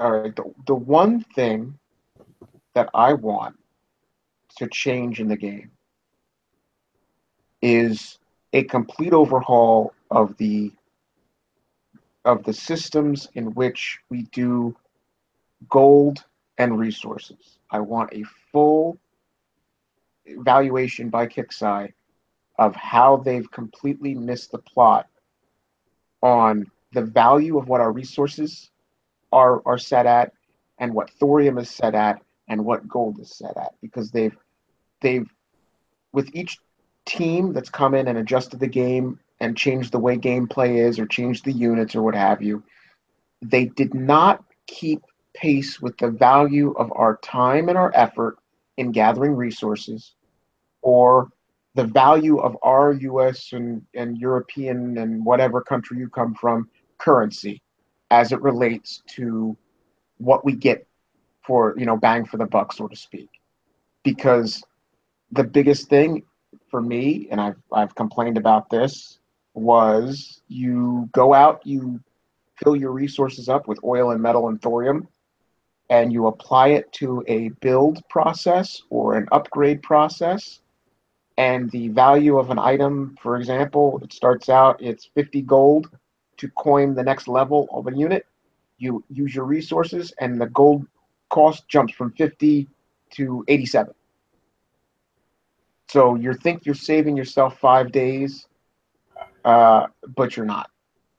That is absolutely, it's despicable. It's incomprehensive that they would use that tactic, and it's an unscrupulous tactic to inflate the cost when you are taking a player's effort in collecting resources to use for this upgrade, for example, because that's the easiest to relate to players, to force, and it is forcing players to coin it. It is not anything other than an underhanded and deceitful attack on the players for money, because it is telling you, fuck you, spend the 50 gold, or you think you're going to get a discount when you deserve one by putting in effort and time and gathering resources and applying them to the build, and then you should get a reduction of the gold cost to finish it up. And But for the simple-minded people, is what Venom means is like, if you start with a new unit like the Warwick, okay, you can put every level without resources. You get put for 50 coins. You can buy it. Yep. But if you need resources, it costs 90 and more days. And 90. Oh, what I want to talk about. It costs you. How I can explain this? It costs you 50 coins. But the moment you start the upgrade times with resources, you get more time to upgrade it. Yeah, basically, if you use just resources, it would take a 9. Just example, I'm using round numbers. This is not applicable to any specific unit. But you use resources, it's a 9-day upgrade or 9-day build. Okay. So I use my thorium and my metal and my oil, and it's 9 days. If I wait that out, fine. If I wanted to coin it to finish it off, okay. But what I'm getting at is, if you go in and you open up your your shop and you look at it, it says build it or upgrade it from level 1 to level 2, 50 gold. And in the past, it was you go in, you build it or upgrade it, it's X amount of metal, X amount of oil, Y amount of thorium, 9 days. You apply your resources, and that gold value would drop because you've basically started it. It's like you're starting the build on a new engine, but you already have the engine block. So why would you go out and spend what it would cost to go back and buy it from scratch? You're applying effort to it to begin with. So you should get a reduction on the top end of gold to finish it. Excellent. But right now they've changed that for their own greedy bullshit reason, and they're going to say, oh no, it's unintended. Bullshit. That is, and okay, I'll get right back to the root. What I want to see change is I want to see the fucking bean counters held accountable for their greed. It's not a slap at the development team. It's not a slap at the art team. It's not a slap at the coders. It's directly towards the upper echelon that are really screw jobbing the friggin' players without any relation or respect for us as players. That's what I want to change. I want more investment from the Kixeye company in the players. We've invested our heart and soul in this game, and I want to see them investing back in us. And besides that, if they want to have a healthy future, it's to make a long story very short. And okay, you know, it's a free-based game, but I want to say this.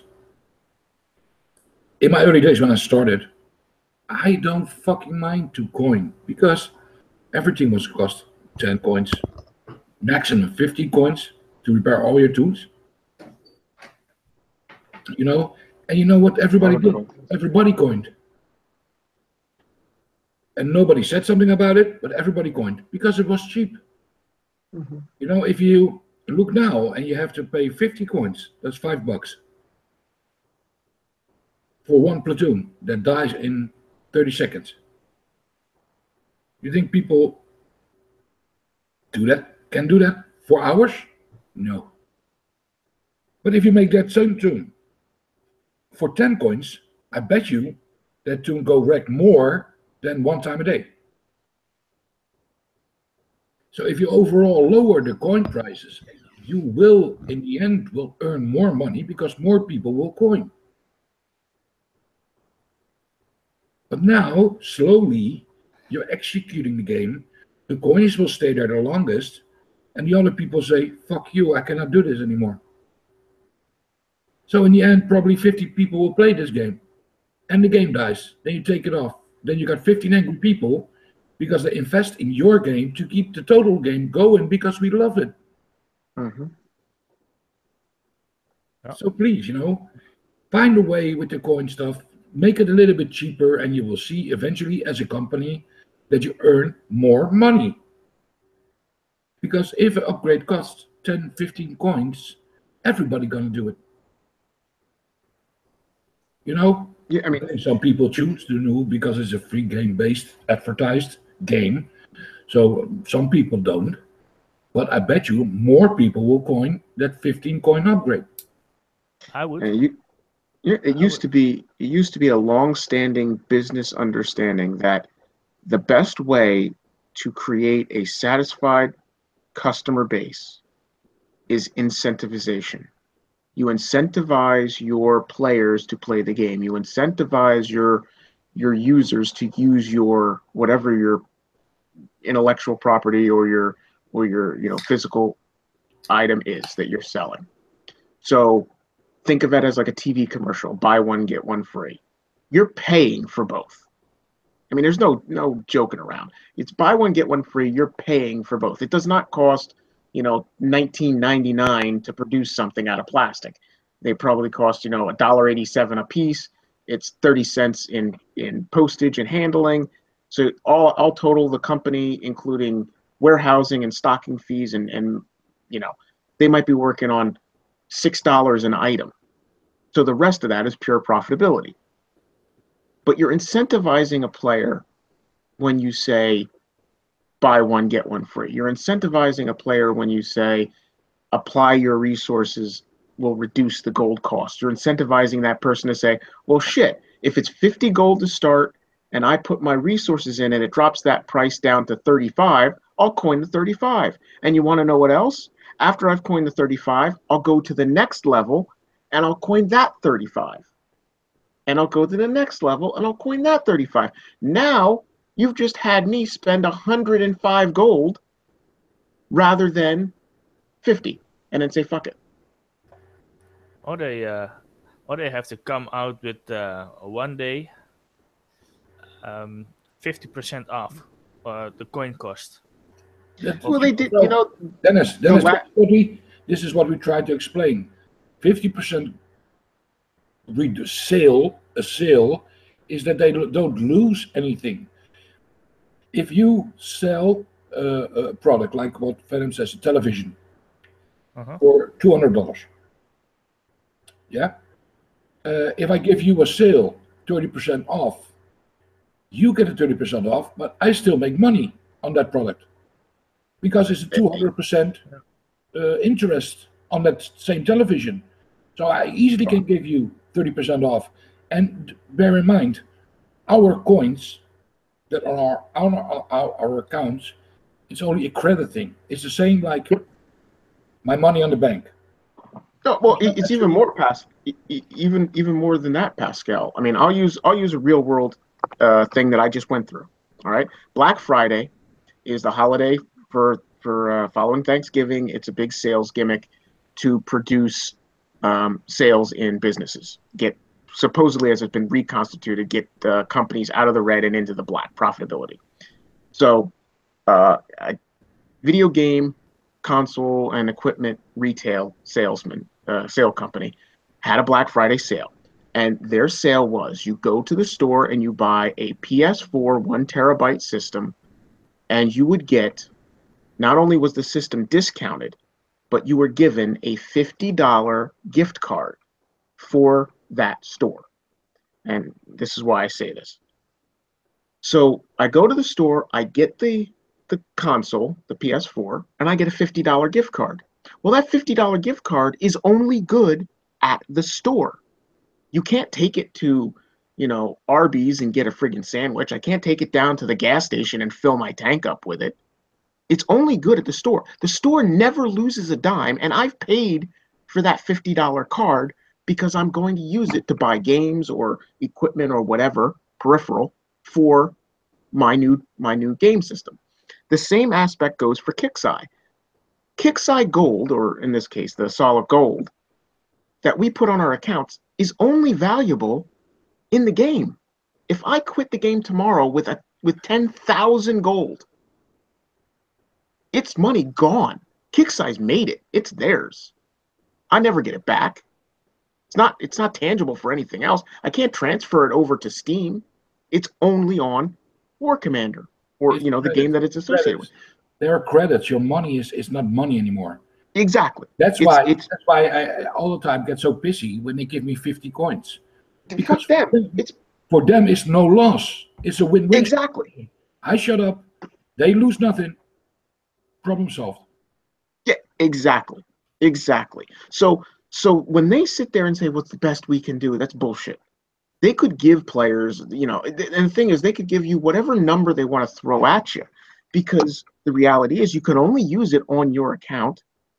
You only do it. What are you going to do? You're going to upgrade things, or you're going to repair your platoons, and then you're going to go out and smash your platoons and have to, eventually you run out of that gold, and you have to go either buy new gold, or they have to credit you for whatever mistake they might have with some more. But they try to make it out. They try to lie and trick us into thinking that the gold is actually worth something. It's not. It's make-believe. Yeah. It's a video game. Example, Kixeye's fault, we get a buck. You're having a platoon. 100 coins cost repair time. Because you said a ticket. You get 50 coins. You're quiet. You said, okay, thank you, bye-bye. No. If you need to coin it, you need to pay actual money, double the price that you get feedback from. Yeah. That 50 coins won't cover bullshit. It's not a treat. It's not a thank you. Please, thank you, Kixeye. I get 50 coins for my jugger to heal. No. And full circle. That's why I'm saying that's my one wish, is that they reevaluate this, because yes, like you said, 50 gold, 50 coins as a compensation for an error used to have value. It used to put a player back in the game after going out and fighting around a little bit, and then they'd go and they'd wreck their crap again. But now that 50 gold doesn't even repair one platoon. Remember the Raptors, bro? 7 coins, full platoon. Yep. If you get 50 coins, man, you have a time of your life, because you can wreck your Raptors again. And think of it this way. Not only did that 50 gold back in the day that would repair your Raptors a bunch of times give you fun and pleasure and solace in playing the game. It fixed the issue that they accidentally messed up with, say it was a lag issue or whatever. So you were satisfied, you were compensated, you had value in the coin because it allowed you to repair more than just 3 units. It allowed you to repair multiple platoons and go out and fight. At the same aspect, you fighting other players caused damage on those players. And if 10% of the players that you use your repaired Raptors on coined their repairs, they paid for your compensation 5-10 times over. And that's Kixeye never loses a fucking dime. They make money. If you build a company, a game company, an online game company, what is your first priority? Keep those players online. Keep us online, keep us in game, keep us playing, keep us happy. If you give me 50 coins for my heavy platoon, I still need to log off because it won't heal from 50 coins. So I need to still wait till my repairs are done. So I log off. And for you, Kixeye, to push the button to put an X amount of numbers in my game, it costs you nothing. But it will benefit you if you put on that side more attention to the players. Because they stay longer online. Upgrade times. I know players, they come online once a week, they put everything on upgrading and they say, fuck you, I go off. It doesn't matter how many times they flat me, I don't care anymore. But this is a war game. This is about smashing each other's brains in. That point needs to be reviewed again. To me, my own personal opinion, the worst thing that Kixeye did, or the worst thing that this game did, and this is true with a lot of different games, the worst thing you can do in developing a game is to inflate pre-existing limitations on upgrades. They never should have jumped past 10 and now 20 and 40 levels. When you do that, you're killing your game. What they should have done is when we got to units that were maxed out at level 10, it doesn't matter anymore because those units fall to the wayside. You introduce new units. And those unit values, their curve is greater. So we would have gotten away from Howlers and moved on to Phalanx. And Phalanx would have had a level 10 max. Now, mind you, level 10 Howlers would have been weaker than level 4 Phalanx, which would have been weaker than level 2 Technicals. As the progression of new units introduced and their core values are inflated higher, their damage is higher, their health is higher, you still have only a 10 level maximum upgrade, but the upgrade at max is way more powerful than the previous units.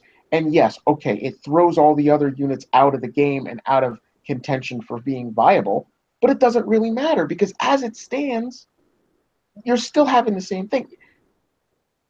Nobody's going to use an ER. Exactly my thoughts. You know, if we are a informative program, yeah, I'm not the regular guy on the show, but I've been around since 2013. I'm doing live shows. But if I must inform new players, medium level players, even higher level players about, for example, their Omega units, I said stop upgrading them. It's without sense. Stop spending 10 days upgrade, stop spending 350 coins no matter what you do. Stop it. Because if you have a jug and you want to have a max, it's insane. You have to wait 90 days. But if you encounter 2 of my technicals, your jugger is gone. So why focus on your Omega units? You know, you killed your own gameplay. And that's the thing, you know, I need to inform the players. Yes, jug is a great unit. If you use it for PvE, no problem at all. But 90 days from 31 to 40, I think it's without sense. If you have the max range on them, it's enough. So that's what I'm going to tell the gamers from these days. Don't focus on those units anymore. If they are Omega, they're Omega bullshit. Can't finish. Don't touch it anymore. That's just 3 months. 3 months is that. Yes, but in 3 months, you know, in 3 months you can upgrade 3 Gen 2 units. Mm-hmm. No, I meant it like it's kind of insane. 3 months for Yeah. 10 upgrades. And that's only one Omega unit. Yeah. It comes to us, we begged and pleaded with Kixeye, slow down content release to allow us to play with our units and get a feel for what they can do and give us time to upgrade them. And then they cannot continue, they cannot stop their uh the rate of release, because these things are already slated by the upper echelon, and you're going to get units regardless.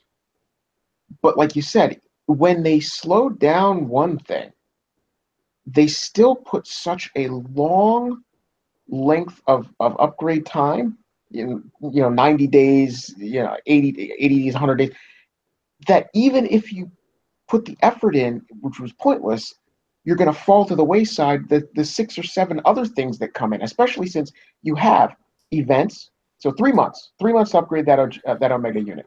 You have 3 events. You have shadow ops. You have how many bases of tech bases, and you're trying to upgrade your tech alongside of the upgrade of the unit. You might have another specialty item come out, and then you have the units in the 3 events and their upgrades. It's You're mind-boggling. falling too far behind. If I'm going to focus right now, my Juggernaut is It's not totally. 32.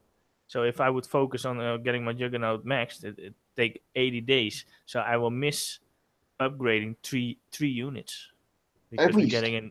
Yeah, we're Yeah, getting but a you new need unit. to inform the people to not misguide them. If Once you I get- come into your show and say, no, max your Omega Jogger, the player's going to hate me because No. they miss out on the technicals. But the other side is, I totally agree with what Venom said, but what I reckon is that for the thing that they cut down is base content, Yes. not Yes. units. Because if the last time we got a CC upgrade and you got the support turrets and helipad, and that's 2 months ago already. Mm-hmm. That content they slowed down a little bit, in my opinion. But the units are way too quick. Yeah. It's You know, just, it's just sense. one time they softened it up a little bit to give, for example, the technicals the max range instead. So it's not a rush to make him max. But like, for example, if people want to go on a little bit and they have the level 10 technicals, how do they get the tokens for the next generation units? Because the first thing was the dogs, for example. I think, dog tokens. Where are they? Yeah. And for all those Gen 2 units, when a lot of players ask me, why are you doing so crazy during the event? Because I said, I never know when those tokens coming back again. But what happens? This is a question I really like to answer by somebody from Kixeye. I hope they're listening, because this is really what I'm thinking about. Look, for example, all my survivor units are maxed. For me, I don't know what to do when survivor bases come, because I said I don't have to do them because I get tokens for what? Yeah, because you get tokens. You don't get other compensation of medals or whatever. So why do I get tokens? What's happening with my tokens? Events, I get tokens. Everywhere I get tokens, but I cannot do anything in it because my units are maxed. What's happening? Do we get extra levels? Are they secured, our tokens, or whatever? I would like to know that, because Isn't there a fallback price in the token basis? Like if you got yes, the after 5 bases. Okay, so I understand. Okay. Because you get tokens for every unit. Yes, Yeah. and after that, if you got the 5 units from Survivor, for example, then you got a fallback price. Mm-hmm. Yeah. But Yeah. hell, why should I do them? Because I don't know what I'm not going to do 5. I don't need any disruptor tokens anymore, and it's a mix. So you will get one, And if you don't like your disruptor, you probably get the first prize is your disruptor, and you get damage for your disruptor token that you don't want to have. You know what I mean? Yeah. Yep. Yeah, that's a point also. I don't know, any YouTube guys you want to discuss some good points, or I don't know. Everybody's so quiet. I don't hear Daba anymore. Daba's not. Daba jumped out. It's just us three. Okay. So Is it so boring, guys, or what? No. He left, joined, left. I think he's having a little issue, but he'll hopefully pop back in. I'm keeping an eye over there. I don't see much. So it's not really much. They're just listening to us rant about the obvious things that we all feel, and it as disheartened as we are with certain aspects of it. And it's not a crybaby rant show. It's just No, it's facts. pure facts. I know for a fact that if they're gonna push their limits a little bit more, and with units that we get more damage and with more coin prices, that they're gonna lose their coiners too. But I'm not an idiot to attack 20 bases with technicals in there and lose 1,000 coins instead of 250 coins for all day playing. I'm not gonna do that anymore. Scooby not gonna do that anymore. Scooby complained today that he killed a level 39. He could not even flat him because of those fucking technicals in there. He lost all his air. Do you think that he's going to keep up with this bullshit? For example, you think we going to keep up with this bullshit? If you want to search the border, please do. But then you lose your game. Because without players, you don't have a game. That's what I'm practically... That was my last sentence about that coin thing. all right. So if nobody in YouTube has something, then I think we Paintball should, Wonder wants the lottery gone. I agree with that too. Random number generations. It's not lottery, it's random number generation. Fuck off. Yes. Lottery. That bullshit. Yes.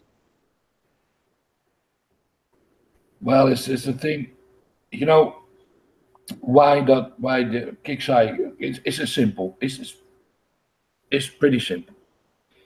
Kickside put 200 bases with all that text including on the map. You need to do 5 bases in order to get a prize, for example. But if you start with the wrong base, and there probably will be 3 golden texts in there, you never know, and you do all 5 bases, and the last one is 5 steering wheels, for example, that's tough luck. It's not a lottery because they're on the map. It's only which one you open. Because the prizes from every base is already implemented in the base. Yeah, do you think? I know for sure. Like that? It has nothing to do with I count, you count. No, it's every base is different. Every base is its own prize already. For example, if they bring Omega bases, give an example, Omega Blackout base. Why should I attach a lottery system to it that takes way more data, then put one base on the map in 3 different ways, because one give you 2, one give you 4, one give you 6 parts. What's less data? The 3 bases that I put on the base, on a map. There's nothing to do with a random machine that flipped the spiel, the thing, to give you no gold tax or something. They're already on the map. What about the pot payout? What? Parts. Paintball It's the same thing. It's just what I said. If you have 4 kinds of payouts, you have 4 different boss bases on the map, or Omega bases on the map. And it all depends on which one you open, but you never know in front. So for example, you have a map, kickside program, okay, I give you a total of 5 7 parts bases on the map, and I give you a total of 25 parts bases on the map, and I give you a total of 40, 30 parts on the map, and the rest is one part, for example. And it's not a lottery system. It depends on how you open them and where you open them. If you're lucky, you get all parts, and you get all 7 parts, but you need to travel because they're not going to put it in one corner, of course. It's not a lottery system. They implemented already on the map. If 7 parts get killed, it spawns at another point back. You know what I mean? You understand? Is this a good explanation, Venom? Oh yeah, for me it's clear. Mm-hmm. I understand completely. Because if you have a random number generator, it takes much more data for all those players that do those bases. So it's barely without sense to use that kind of machine or to do that. And this is practically how it works. I hope I don't make a mistake about that. If I did, please, Kixeye, PM me, and then I will explain it better. But so that's why Kixeye can say it's not a lottery system. Yeah, you make it your own because you don't know where to pick and to start. Because if everybody knows, everybody go for the 7 parts. So yeah, that's why it looked like a lottery system. Look, for example, if you boost the bar 4 times, still the Omega bases come. Don't think if you get a 7 parts near your base, the first drop, the second drop, go to the other side of the map. Because the chance that you get a 7 part base in your area, you can write it on your stomach. Try it, what I said now, and you will see it. Okay, next. Next. No, nobody in YouTube has something.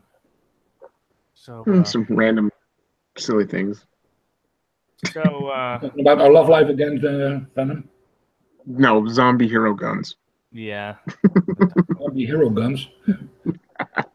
So no, if that was it, I think maybe we should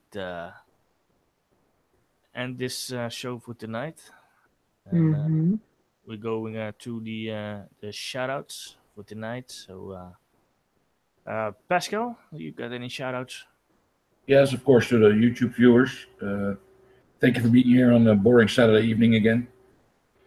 To MOD, of course, my Scooby and my lovely girlfriend, Bonnie. Great to be back on the shows again. I hope I don't bother people. And I hope my input is a little bit of value to all of you. And I'll see you next time. Thank you. All right, thank you. Venom. Yeah, my shoutouts are going to be pretty sweet and simple.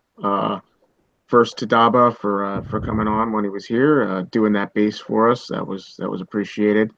To you, Dutch, certainly for doing the bass and exposing the 70. That was helpful. So hopefully people can get a little preview of what the bass has and see some things, and obviously use those tricks and tips and skills to help them get through the shadow ops until they adjust the games again, or the bases in the game again.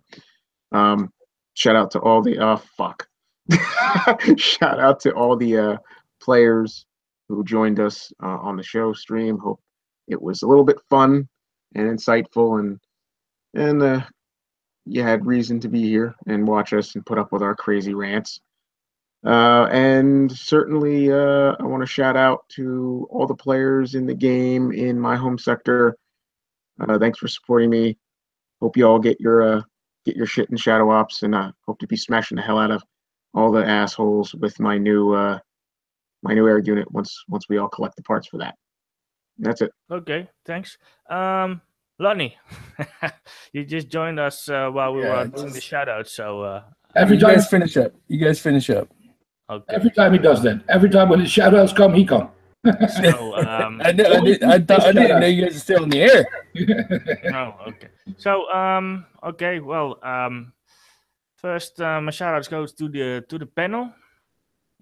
Thank you very much for being here. And Pascal, yeah, I'm happy you'll be back in the shows. I mean, you are a great experienced player. You know a lot, and your input is always appreciated. So I'm happy you coming back to the shows. And of Thank you, man. course, shout out to YouTube. Thanks for all being here throughout the show. And yes, well, sorry that we didn't have at the base design that we planned for tonight, but yeah, it is what it is. And I will do it next week because it's fixed. yes, My uh, PC oh, is in the center again. it's fixed. Okay, so next week we do the base design. Pascal do a base design live. So it's going to be a very good show. And so the next show is probably on Wednesday when the update is done. And see you all next time.